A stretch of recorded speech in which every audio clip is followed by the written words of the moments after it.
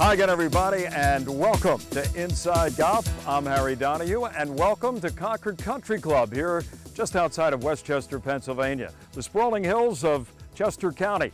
Concord began back in the mid-20s. It was a William Flynn design. Boy, there's a name that did a lot of golf course architecture in the Philadelphia area, and this was one of his. Things have changed, though, since William Flynn's original design. Over the years, they're trying to restore it. In fact, right now, they're in the second half of a restoration project, soon to be completed.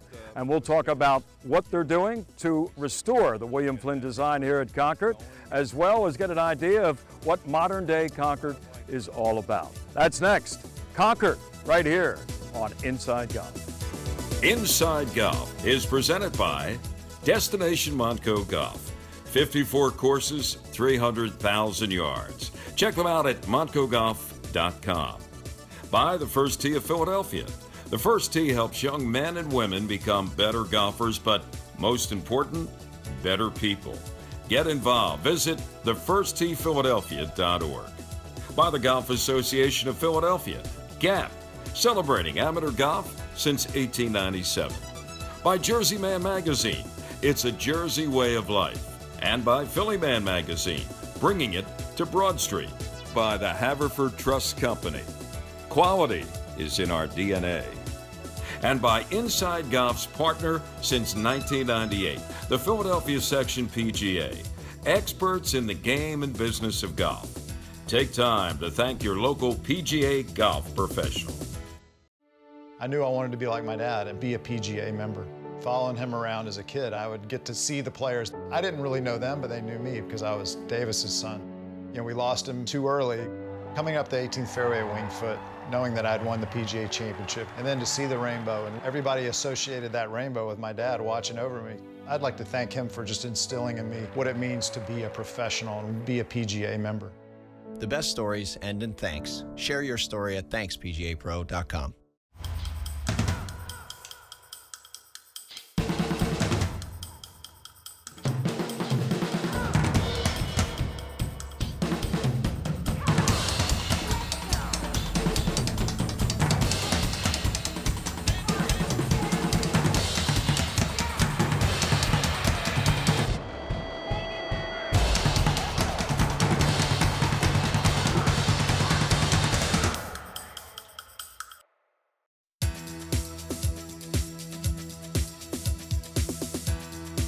Welcome back to Inside Golf. We are here at Concord Country Club in Westchester with two gentlemen who are going to tell us what's going on here at Concord. We have Len Orlando, who's a longtime member. He's also in charge of the Greens Committee here at Concord.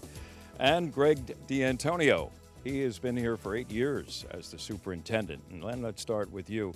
How many years have you been a member at Concord? I've been a member for 33 years. I joined here in 1985 and got involved with the Grounds Committee in 1995, and I've been a member of that ever since, and this is my second stint as the Grounds Chairman. Okay, and in that time, you've seen a couple attempts to kind of restore this golf course to what William Flynn had in mind when he designed it. And actually, part of the golf course that he designed isn't around anymore because not far away it is property that State Farm owns, right? That's right. And we bought the club for the members in 1997, and at that time we decided, you know, maybe we should look at getting a master plan in place to do the restoration on the golf course. So around 2000, we started the restoration project on the direction of Force Design with Rod Force and Jim Nagel, and did probably about 40% of the work, and we also put a new irrigation system in at that time. And then things kind of stalled out for a while. And then Greg came here in the year 2010 and picked up where we left off. And so we're really excited to get moving, to finish the last thing on the list for the 1999 plan, and then move into the rest of the restoration work, which is it's only involves 3 more holes and some additional tree work. Greg, what was the biggest for you, shall we say, challenge in getting that restoration plan going and maybe seeing it to fruition? Well, I guess anytime you want to change something, change can be hard. So it was getting everyone on board with it. Fortunately, the membership voted, and 80% of the members voted in favor of the plan. So. Now, did you go over a lot of the Flynn original design? Did you have photographs, for instance, going back to the 20s to see what he had laid out and how things had changed over the course of time? We're fortunate to have the Hagley Museum down in Delaware where most of the old aerials were found. So working with Jim Nagel, our architect, and the Green Committee, we're able to find the old aerials and try and take it back to as much, original design as can be, and obviously the new holes that aren't Flynn to try and make them characteristic of what he would have wanted in a design. Most times when you look back at old photographs, if you're lucky enough to find them, of what was designed back in the 20s or even before that, you see how the colors back in those days had maybe no trees at all. And what has happened in relatively a short period of time, the change, the look, the overall presence of the golf course. Was that the case here at Concord? Oh, absolutely. I mean, there were so many, white pines and spruce trees here when I joined here in 1985 that you couldn't see one hole from another. And now you can actually stand on the 16th tee and see a part of every hole in this golf course. So we opened up the sight lines, the vistas are beautiful now.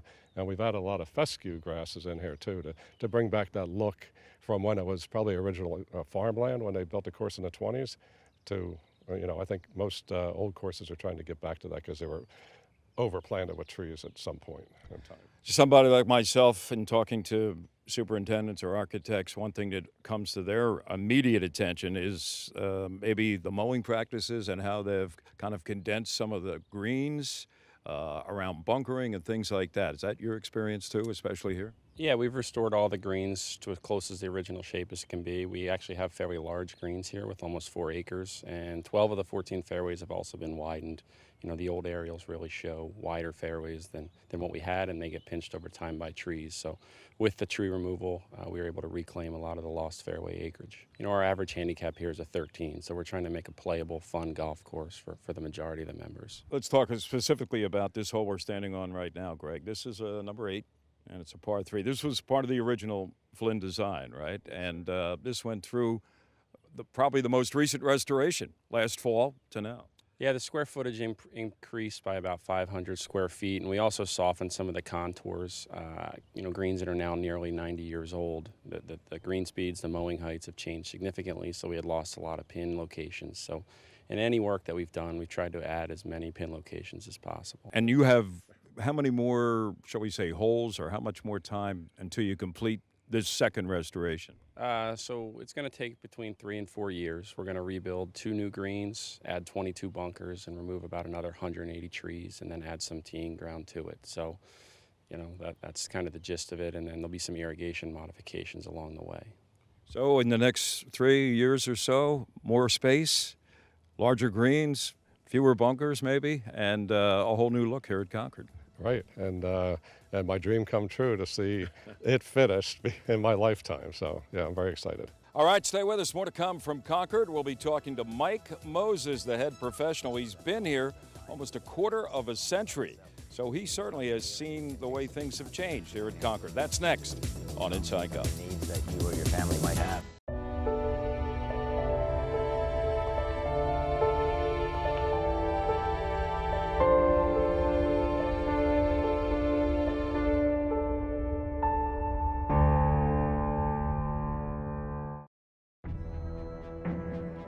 As long as there is fear, as long as there is curiosity, as long as there are undiscovered corners of the earth, and as long as there is willingness and desire, then you are capable of more. The BMW Championship is coming to Philadelphia September 2018. The top 70 PGA Tour players will be there. Will you?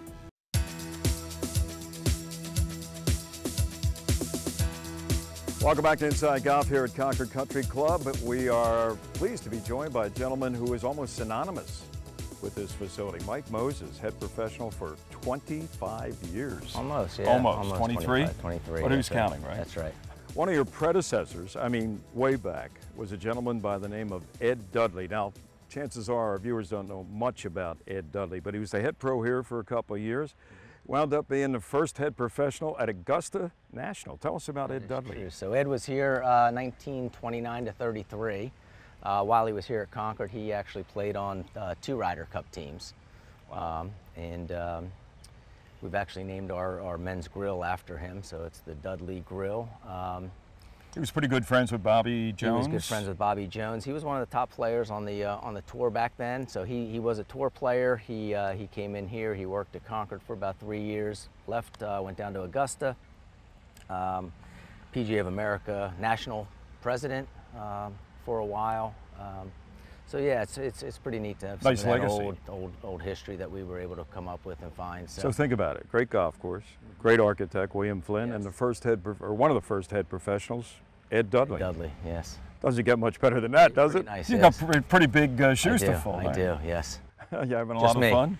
Oh, I'm having a great time. Yeah, I love it. It's been a great half of my life. You've Yes. seen a lot of changes here. Definitely right? have, And they yes. continue to change. Continue, yes, sir. What's been the biggest impact for you, Mike, in terms of the golf course, the way it looks, the way it plays? The looks, just the opening up of the 1,800 trees that we have removed, predominantly pine trees and you know, dying or dead hardwoods. We have replaced with other hardwoods in some of the areas, but that's definitely been the biggest change of the golf course. A lot of beautiful views out here. It was to a point where it was like we were playing on a bowling alley with the pine trees. It was tree lined. Every hole was very tight. Everybody trying to steer it off the tee. Everybody's steering it. You're handcuffed all day long. Yes, definitely have improved as far as the grasses out on the golf course.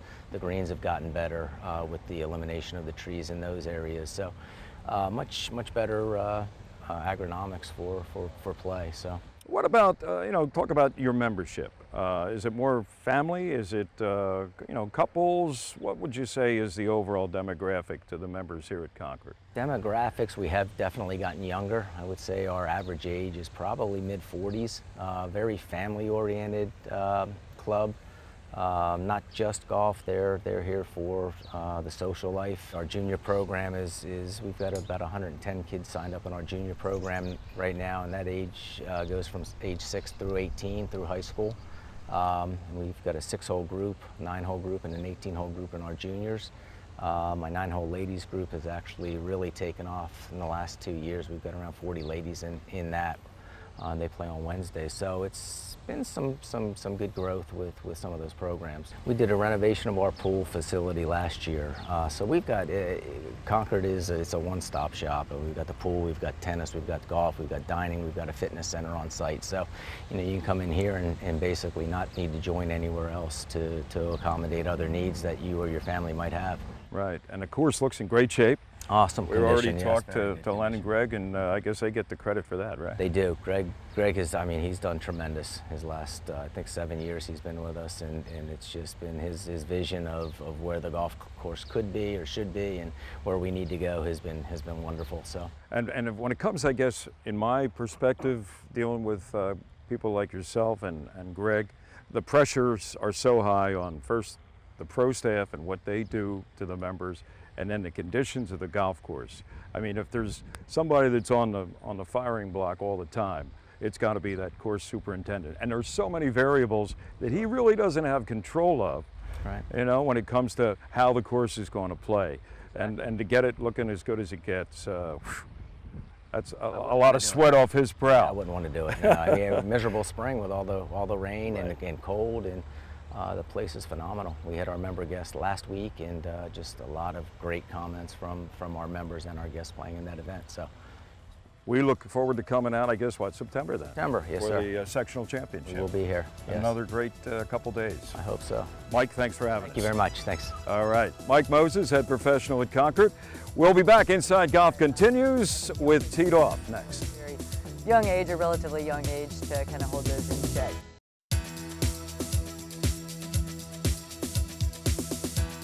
We welcome you back. Inside Golf Now continues with our Teed Off panel, and today we are at Bluestone Country Club in Bluebell, Pennsylvania, and here's something for you to write down. Take note, if you're interested in membership, they still have their incentive program underway here at Bluestone Country Club. For all the details, you can go to their website, bluestonecc.com. PGAofAmerica.com. Our panel today at Bluestone on Teed Off includes, from the Philadelphia section, PGA of America, Leela Mackey is back with us. Good to see you, Leela. Good to be here. Joe Logan, no stranger, he of myphillygolf.com. You want to find out what's going on Philadelphia golf? Go to myphillygolf.com with Joe Logan. And noted amateur player from Overbrook Country Club, back with us is Oscar Mestre. Good to see you, Oscar. Thank you, Harry. Great to see you. Oscar, I'm going to ask you first. We're talking about what you do to celebrate on the golf course. You know, everybody thinks it's all very mundane and proper and all that stuff, but once in a while, your emotions take over.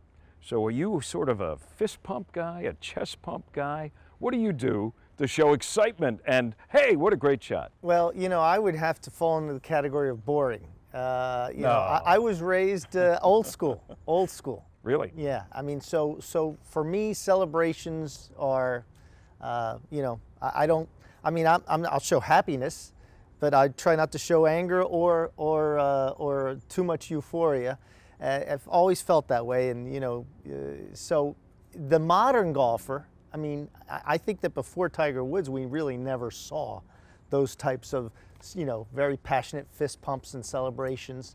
And, you know, I think about, you know, Jack Nicklaus winning the Masters in '86. You know, the most he did was raise his arm and his putter over his head. So those were kind of the examples that I grew up watching. So I don't have a lot, or try not to show a lot of emotion. I never thought I'd associate boring with you, but, you know, from your lips.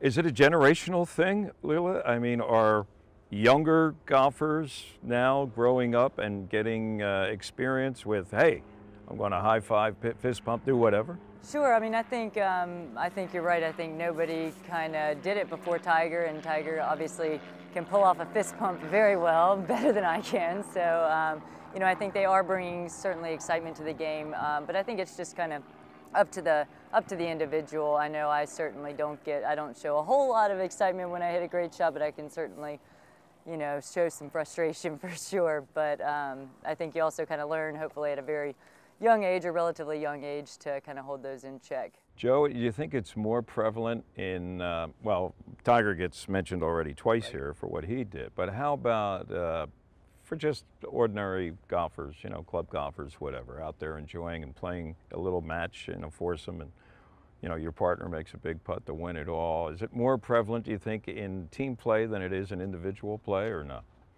No. Okay.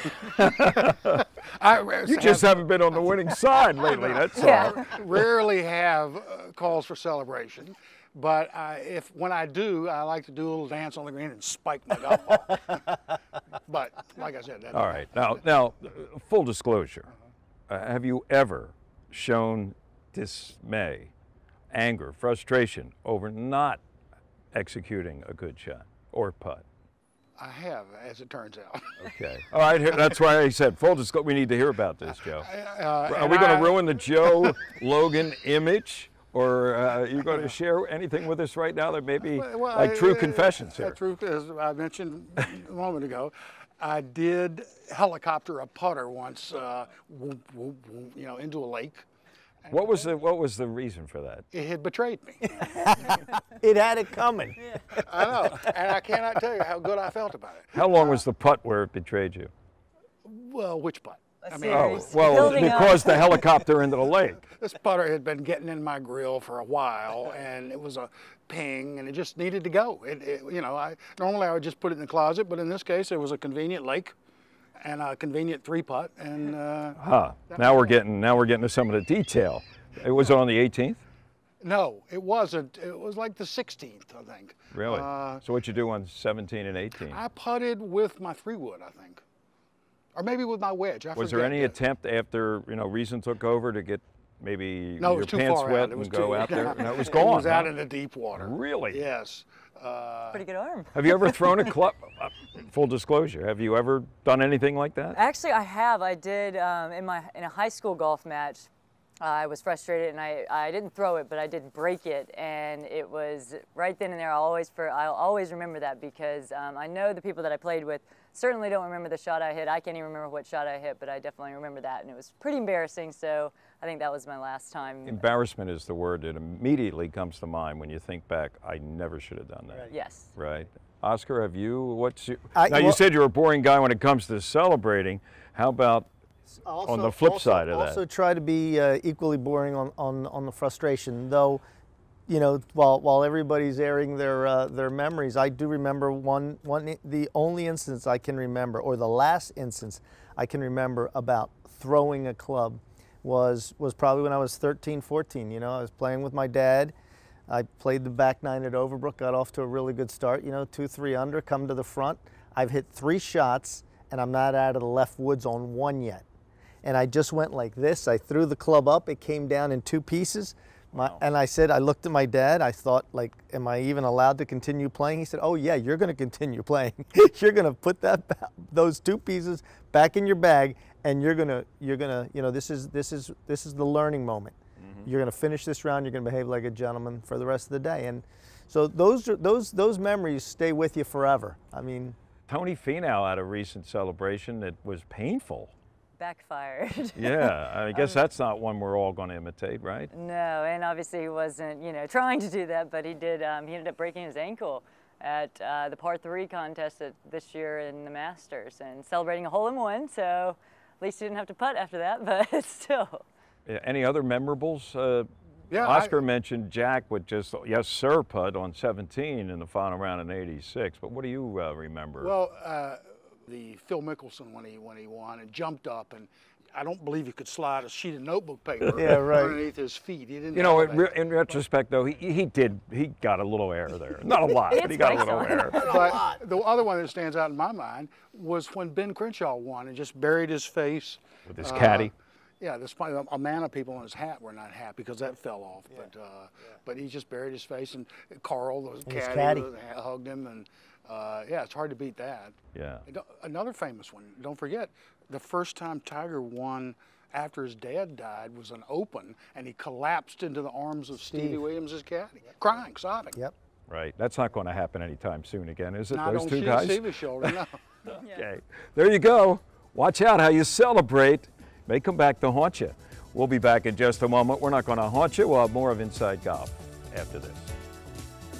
Located in Bluebell, just a short drive from Plymouth Meeting, Bluestone Country Club offers a setting that's close at hand but feels like a world away. Bluestone offers a championship caliber golf course, practice facilities including a large driving range, separate chipping and putting areas, and a staff of PGA professionals. At the Country House at Bluestone, you'll find excellent food, superb service, and an outstanding setting. Their expert staff will assist in planning your next event, whether it's a wedding or simply a luncheon, dinner, or cocktail party.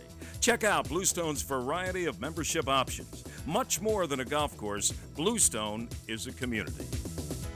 Hey viewers of Inside Golf, have you heard about Jersey Man and Philly Man magazine? Published by ex-Eagles and Philadelphia Stars tight end Ken Dunnick, these magazines offer the very best in content on subjects of interest to men. Writers include Bill Line and George Anastasia. And you can increase your business by attending our monthly private parties as an advertiser. Call 856-912-4007 or email ken@jerseymanmagazine.com for more information.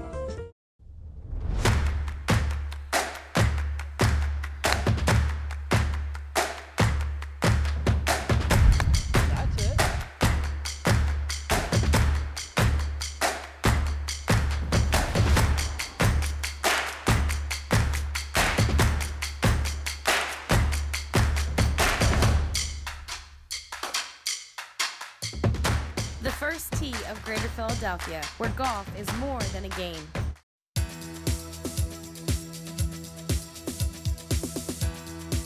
Welcome back to Inside Golf as we wrap things up here at Concord Country Club in Westchester. Michael Gamble is the club president. How many years now, Michael? So this is my second year. Second year, so relatively new on the job. Pretty new, been on the board for 4 or 5 years, but a member at the club for about 10 now. Okay, so now this continuation, the completion hopefully soon of the restoration, kind of something I guess you're looking forward to. Definitely. This, you know, the club business, I'm sure as you know from visiting all these places, ebbs and flows, and we're definitely on kind of a nice trajectory now. Membership is growing. We've done a lot of nice things out here with our rackets facility and the pool.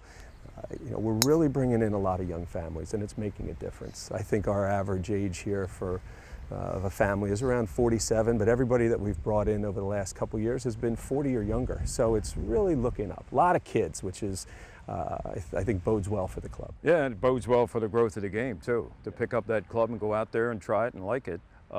Would you kind of give us an indication? I mean, there are more than just golf memberships, right? Right. I mean, our core, of course, are golf members. We have a lot of recreational members, which includes tennis and the social aspect of things. We have corporate memberships. We have young professional memberships. We have senior memberships.